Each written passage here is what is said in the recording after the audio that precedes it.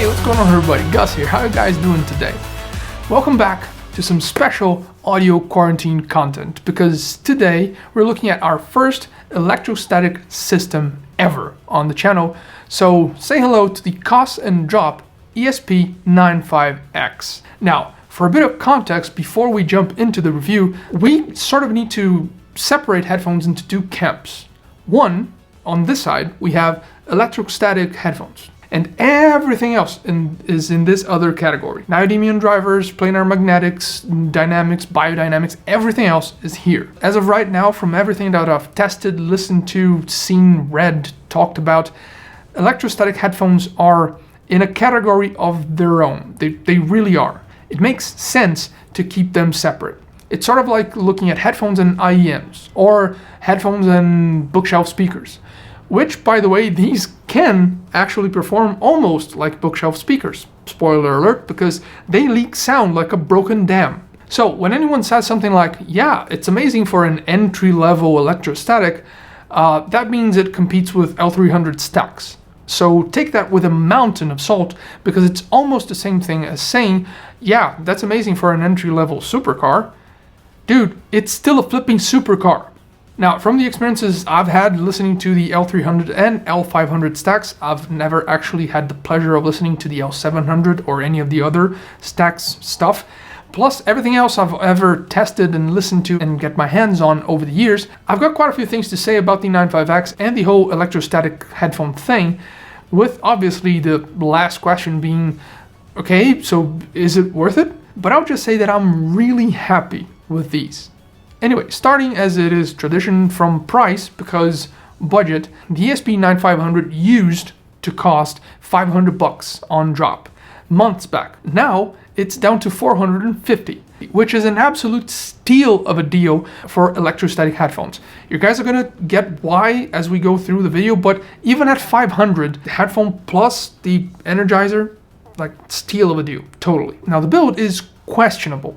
I'd say it's on par, sort of, with Stack's build, the entry-level ones, which is to say they are sort of flimsy. Feels totally plasticky, as it is made basically out of plastic, aside from the railings and the actual grills on the ear cups. And it comes disassembled out of the box. This is a first for me. You have to actually open the box and put it together, but it works really well. It's super simple. It all hinges on this little button on each ear cup to just, attach to the headband. The headband is filled with foam and wrapped in a leatherette style vinyl stuff, and it's cushiony and comfortable, but I did wanted it to be a little less stiff. And the ear pads are regular foam wrapped in velour, but it's a sort of a scratchy material. It's definitely not as pleasant to the touch as the velour on the pads for the 5.8X. I'd choose those every day of the week by far. Now, size adjustment is just through the railings. You have vertical adjustment on the yokes, but no horizontal pivot. So if you would need that for it to be more comfortable to you, tough luck. Cables are not detachable. The one that comes with the headphones is rather short, but it also comes with an extension in the box, both of them terminating in a 5-pin proprietary connector for that Energizer. And with the cables, the headphones weigh in around 350 grams, which is less than a couple of smartphones we have out nowadays, and even less than a couple of IEMs, actually. So weight is definitely not going to be a concern, but durability might be because of the material choices. I didn't go around beating it up to see if it would break, so I can't really vouch for how long they're going to live under your care. Now, since the Energizer is part of the package, we got to take a look at it as well, and the same thing, it's all plastic, feels rather flimsy, and it's very light. You got power button, a LED that indicates if it's on or off, like it turns green if it's on, and it also turns red, it blips red if you go past the level where it starts to clip stuff from volume. You got RCA inputs and power inputs in the back. You have a 3.5mm input on the front, the 5-pin connector for the actual headphones, and dual volume knobs. That's because electrostatic headphones used to have a lot of problems with channel unbalance. So the dual volume knobs for left and right channels respectively would help with that. I'm not really sure how the technology has evolved over time, so I don't really know if that would still even be a thing, but it's there, and I'm not really a fan.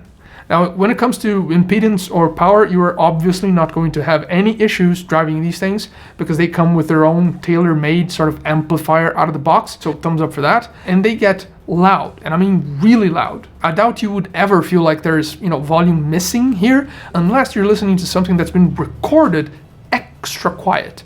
But by then, I think that would be a problem for any headphones you try either way. Now, due to the nature of the whole amplifier energizer thing, even if your smartphone could actually power these headphones, in raw energy, because of the technology, it can't. So these things will stay put on your setup. You're definitely not taking these on the go. Bottom line is they get really loud, which can be a problem because these are as open back as you would possibly ever get. I'm even inclined to say that these things actually project more sound outwards than inwards through the ear cups.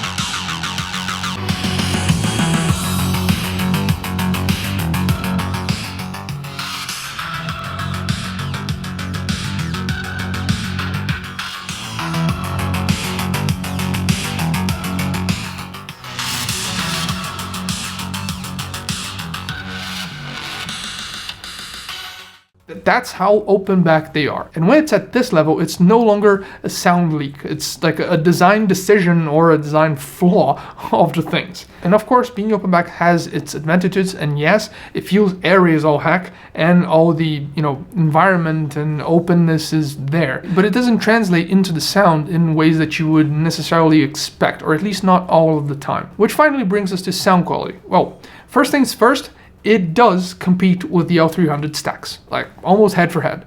So if both of them were made by the same company, it wouldn't make any sense for both of them to exist. It would be either one or the other. Now, if you've never listened to a pair of electrostatic headphones before, here's the rundown, like the bare bones version of what you need to know how they, perform.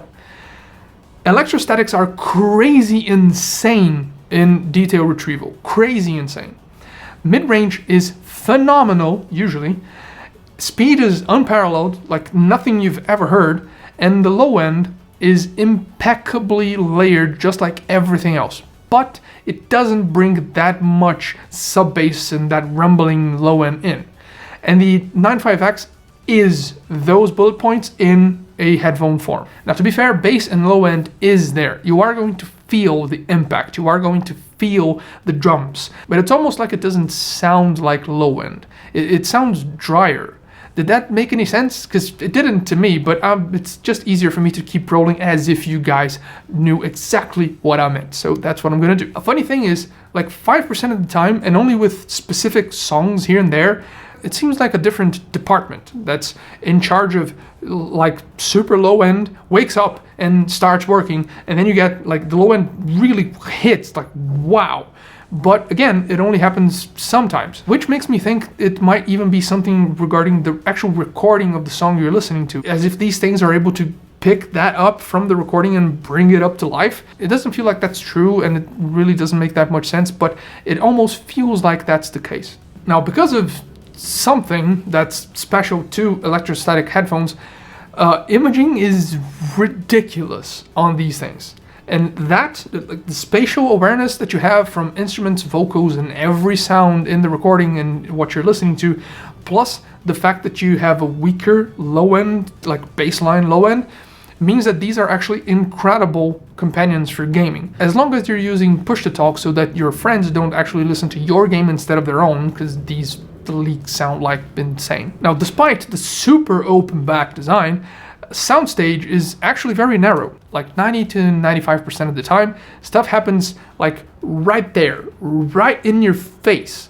And it's not that it's a bad thing, you still have that separation and the imaging kind of makes up for it almost. But again, just like with the low end that sometimes hits out of nowhere, soundstage does the same thing. And depending on the song, it sometimes grows like really far and wide. And obviously no explanation. Again, I still think it's something regarding the recording, but I can't be sure. So since those are the exceptions, the rule is still that low end is impeccably portrayed and layered, but not like super punchy, but drier. And soundstage is very narrow, but impeccable imaging within that narrow soundstage. And it's not narrow to the point that you feel claustrophobic as well, because it's super airy. It's just that you can feel it's not a huge soundstage.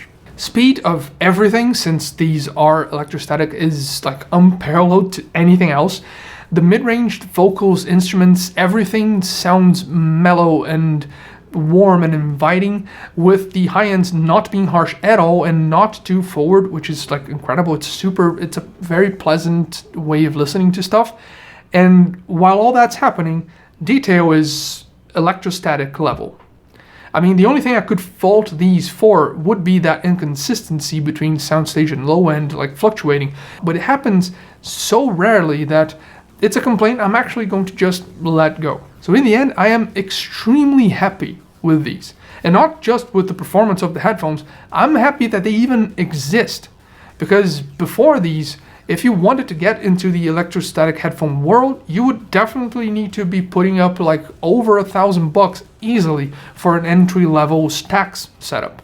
And being able to dip your toes in for $450, even for the original $500, for an all-in-one package like this, the 95X is absolutely incredible. But since sound signature usually means more to most people than pretty much everything else, it is important to keep that distinction in mind. Ignore the exceptions and focus on the rule. If those things don't appeal to you, then unfortunately the 95X isn't the headphones you should get. Still, it's an extremely pleasant listening experience, and they will definitely destroy pretty much everything around that $500 mark. My personal recommendation right now would be to make use at least of Drop's return policy, and most definitely if you were looking for around that $500 mark, $450 range for a new pair of headphones, do go for these, try them out, because they are definitely worth it.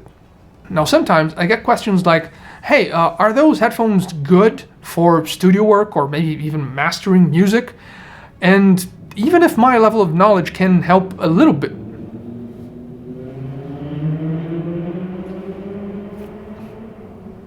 why? Even if my level of knowledge is enough to maybe help a little bit, it would definitely be much better to actually learn from professionals in the area. Right? Skillshare is an online learning community that definitely can help with that, since it has thousands of courses that come from skilled and seasoned professionals and creatives with a lot of skill and knowledge to pass down. And we're talking content that's relevant to everyone, from professionals themselves to people who are newcomers to a specific trade, or they're trying something new, a new project maybe, or people who are just curious and want to keep on learning new stuff and discovering new things. The library and categories are huge. They get updated all the time with a bunch of different courses, and with all this quarantine stuff still going, this may be just the right time for you guys to start to learn that's something new you've been thinking about. You get access to everything through a single membership that costs less than $10 a month through an annual subscription. So check the link below to get yourself a 2-month free premium trial that you can start today, and use code annual30AFF for 30% off a yearly subscription. Now that's been it. I hope you guys enjoyed the video. Thanks to Skillshare for sponsoring it. Thank you guys for watching, and I'll talk to you later.